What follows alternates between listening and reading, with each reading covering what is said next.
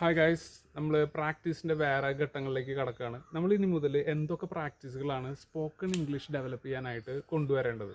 ഇപ്പോൾ നമ്മൾ ഡെയിലി ബേസിസിൽ ചെയ്യേണ്ട കാര്യങ്ങളാണ്. നമ്മൾ ഡെയിലി ചെയ്തുകൊണ്ടിരിക്കുന്ന കുറച്ച് കാര്യങ്ങളാണ്. അത് മലയാളത്തിലാണ് നമ്മൾ ചെയ്തുകൊണ്ടിരിക്കുന്നത്.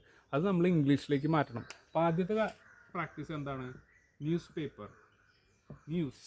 നമ്മൾ ന്യൂസ് ഇനി മുതൽ ഇംഗ്ലീഷിലാണ് ഇനി നമ്മൾ കാണാൻ പോകുന്നത്.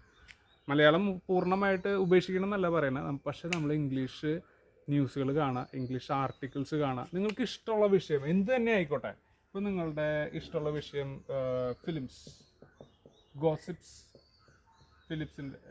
ഫിലിംസിൻ്റെ ഗോസിപ്സുകളാവാം, ചിലപ്പോൾ ഫുട്ബോൾ വിശേഷങ്ങളാവാം, അല്ലെങ്കിൽ ബോക്സിങ് കാര്യങ്ങൾ, ബോക്സിങ്ങിൽ UFC. ഞാനൊക്കെ UFC വളരെയധികം കാണാറാണ്. UFCയുടെ ഇൻ്റർവ്യൂ കാര്യങ്ങളാവാം, എന്ത് വേണമെങ്കിലാവാം.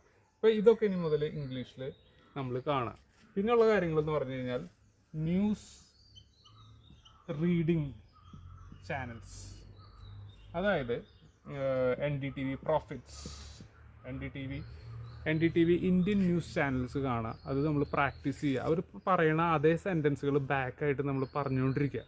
അപ്പോൾ നമുക്ക് ഇഷ്ടമുള്ളൊരു പാട്ട് വരുമ്പോൾ നമ്മൾ ആ പാട്ട് നമ്മുടെ സ്വരത്തിൽ തന്നെ പതുക്കെ പാടും. അപ്പോൾ നമ്മൾ വളരെയധികം എൻജോയ് ചെയ്യുന്നുണ്ട്. അടുത്തിരിക്കുന്ന ആൾക്ക് വെറുപ്പായിരിക്കും, പക്ഷെ നമ്മൾ അത് ചെയ്യുന്നുണ്ട്. അതേപോലെ തന്നെ നമ്മൾ ഇംഗ്ലീഷും ന്യൂസ് കാണുമ്പോൾ, പ്രത്യേകിച്ച് ഇന്ത്യൻ ന്യൂസ് ചാനൽ, BBC ഒന്നും അത് ഇപ്പോൾ തുടക്കത്തിൽ കാണണ്ട.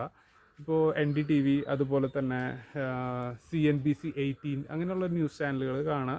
അപ്പോൾ നിങ്ങൾക്ക് ഇഷ്ടമുള്ള വിഷയമാണെന്ന് ഉറപ്പ് വരുത്തുക. എന്നിട്ട് നിങ്ങളത് ലിപ് സിങ്ക് എന്ന് പറയും. അത് നമ്മൾ അവിടെ പറയണം, അതോടൊപ്പം തന്നെ നമ്മളും കൂടി പറയുന്നു, ചെറിയ ശബ്ദത്തിൽ അത് പ്രാക്ടീസ് ചെയ്യുക.